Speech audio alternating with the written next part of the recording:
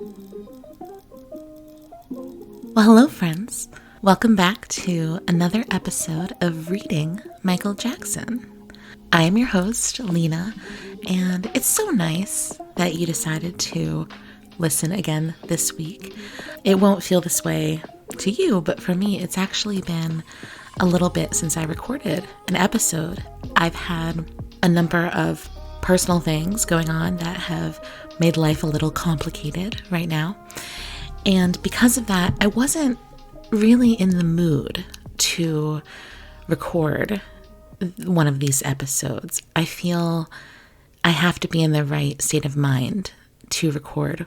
And sometimes when I'm feeling especially dark or unhappy about something in my life, I find that I don't want to engage with Michael Jackson stuff because it forces me out of that place. And sometimes when you're struggling, you just want to give yourself time to sit in the struggle a little.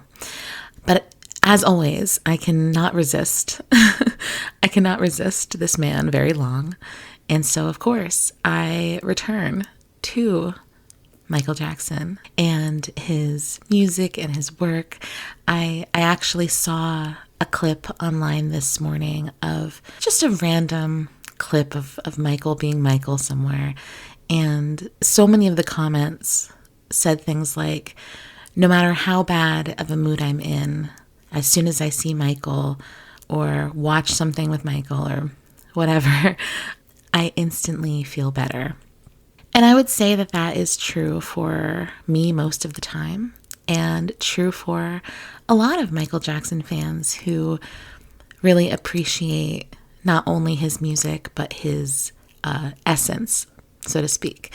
And in a way, I think this podcast is sort of about Michael's essence, at least right now as we are reading Dancing the Dream, which is obviously so close to the core of who Michael really was, outside of the entertainer that we all know and the musician and musical genius we all know, pop culture figure. Ultimately, he was a human being, and he was a human being who wrote and explored life like many of us. And so we are going to continue focusing today on Michael and continuing with Dancing the Dream.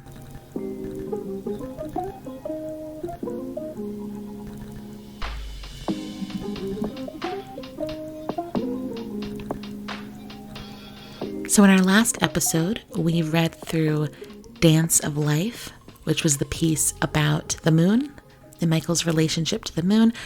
I'm saying this mostly for myself. When you flip past Dance of Life, there is a 2-page photo of Michael from the Smooth Criminal video doing the lean, which is of course incredible.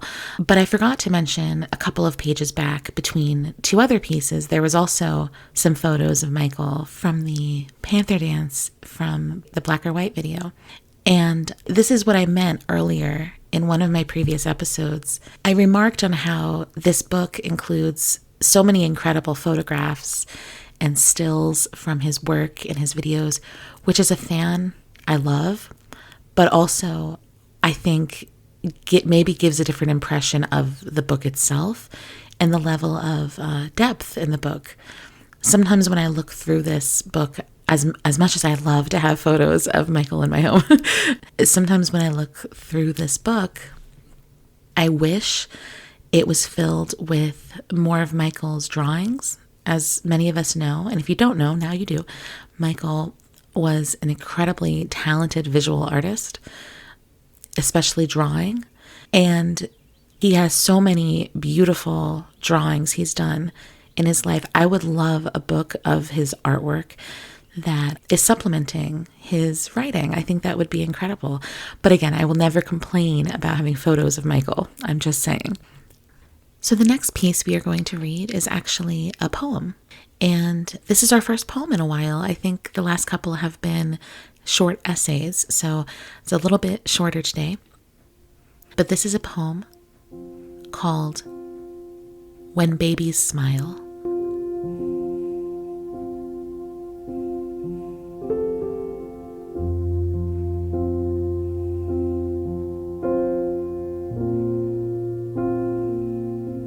When babies smile.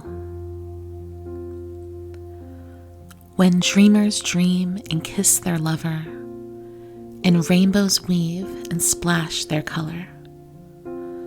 Those are moments so gloriously alive. We take the plunge, we take the dive. Into the abyss, we are suspended a while. Those are moments when babies smile. Those are moments when fate is unsealed. Nothing is impossible and we are healed.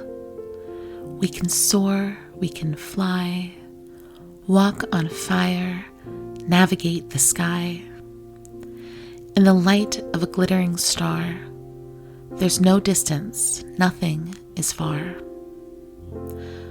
Those are moments of innocent guile. In the glow, we are suspended. Those are the moments when babies smile.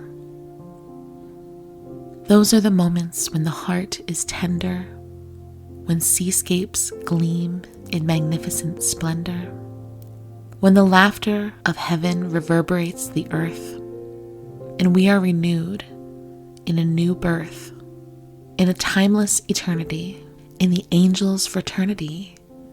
We romp and roll the playground of our soul. In the twilight, we are suspended a while. Those are moments when babies smile. Those are moments where one with God, all is well, nothing is odd.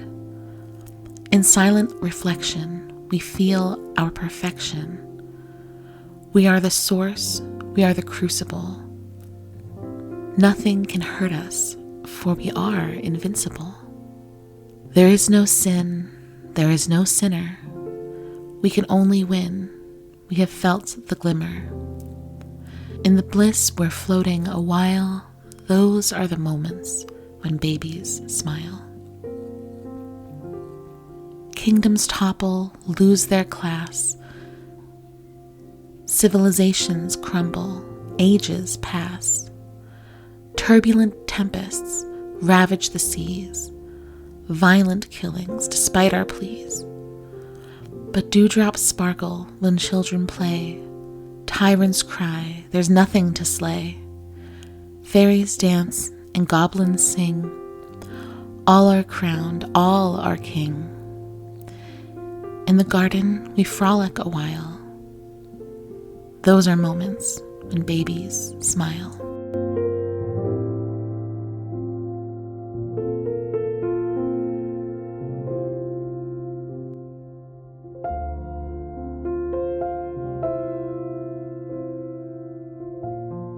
When Babies Smile is a beautiful poem to me, and as I was reading it, I thought this would be such a beautiful and interesting children's book. I can just sort of see a beautiful kind of nursery rhyming kind of book. Like I can envision these like beautiful kind of pastel illustrations to accompany this, and I just think it would be lovely to have such a book created or made. Maybe someday something like that will happen. I'm not sure. If you are a Michael Jackson freak like I am, and if you're listening to this, perhaps you are, when I hear Michael Jackson say, when babies smile, it reminds me of, I know I'm revealing myself here, but it reminds me of the 1987 Ebony Jet interview. If you know, you know. It reminds me of that interview when it's one of my favorite interviews with Michael. It's a video that I highly recommend watching if you haven't, or watching again. But it's a wonderful interview. One of the most respectful interviews I think he ever did, where the focus primarily remained on his work and his perspectives and who he was as a human being and artist. But at some point he's asked if he's a prayerful person, and he of course is like, yes, you know. And he gives the examples of times he prays. I think he says, when I see a beautiful sunset or a baby's smile or butterfly wings, anything like that, I say, God, that's beautiful. Thank you. I always loved that moment of that interview because I really believe him when he says that he's a person with a constant, maybe not constant, but as constant as you can be, sort of presence where you're just sort of grateful for the beauty around you, and you're open, your soul is open to consuming the beauty and reflecting it back. Anyway, of course I see that phrase, when babies smile, and I think of that and I think, oh, Michael, you're so consistent. But I'm also a freak, and that is why I remember this. I swear a lot of my brain space is taken up by random references to Michael Jackson that I could directly quote and source to the original material. I think that's the case for a lot of intense Michael fans.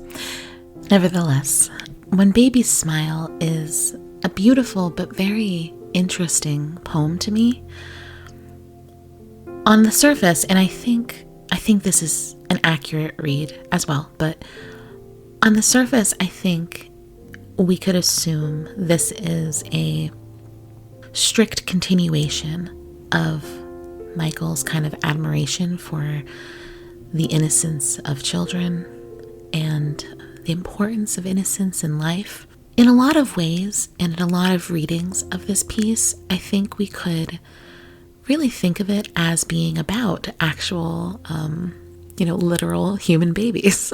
When babies smile, because babies are easily delighted, as are children. And there's something about this poem that brings delight to me. Just like the ease of joy that children experience over so many things, large and small. And I think there's a lot of truth to that, being, something that Michael admired and really appreciated about children was that sort of ease. He often referred to as innocence. But when I read Babies Smile now, and I kind of slow down with it and I sit with it, I really think that this whole idea of babies smile, children playing, as he references in the final verse, is all kind of symbolic for what I think I'm just presuming based on the poem and what I know about him, as this like universal purity of spirit that is accessible and that does coexist with every dark and ugly thing. The purity of soul and spirit and of good and of beauty. The purity of aliveness, of gratitude and appreciation. All of those things that we ideally strive for in our lives to be the best versions of ourselves, as well as to be the best we can be in the world for others. I think that the way I read this is that the things that make babies smile or lead to babies smiling in the case of this poem are the things that feed that part of ourselves, the things that feed that part of our soul. He starts, when dreamers dream and kiss their lovers, and rainbows weave and splash their colors. These are the moments so gloriously alive. I love that he starts here because he's talking about the individual dreamer imagining and fantasizing about a life or about an idea, about the world. He's talking about connection in relationships when people feel most connected to one another.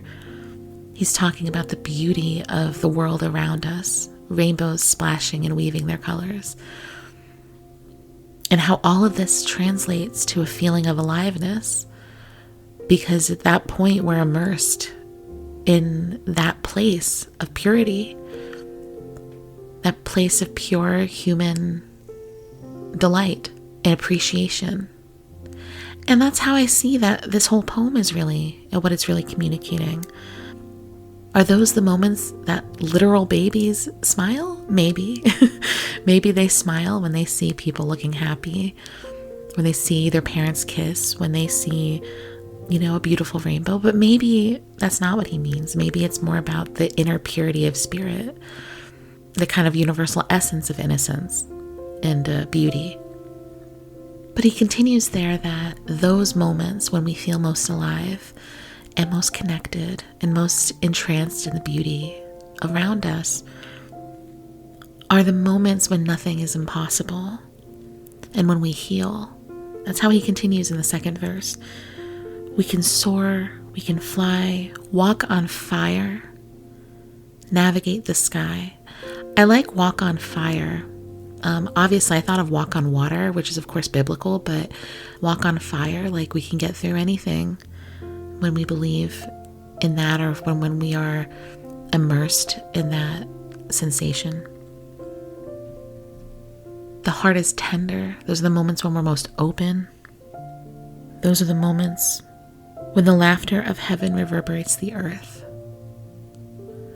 I mean, that is, again, I've read this in a variety of different spiritual texts and quotes and things, and I get the sense that in some ways Michael ascribed to this. I'm not sure, but I've read some great thinkers.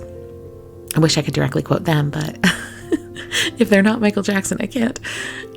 Some great thinkers talk about how heaven is already here. We are already living in heaven. We just have to look around and open our eyes. Now, obviously, that is a broad statement that could infuriate people if taken too literally. But I think the point is that the beauty and the glory of life does coexist with us in all of these large and small and micro moments. It does. We are already a part of it. I think that's kind of the point. And he even continues as the poem progresses to say that these are the moments we're one with God. So again, it's coming back to this. But one of my favorite parts is he says, nothing can hurt us. We are invincible. There is no sin. There is no sinner. And I like that because as much as Michael talks about God and his beliefs, and we all know that Michael was raised in a very religious manner and had a lot of profound beliefs about his religion, or seemed to, and, lived by certain values. I think saying things like this, that there is no sin and no sinner, is kind of the reminder that, the actual religious structure is not what he's talking about.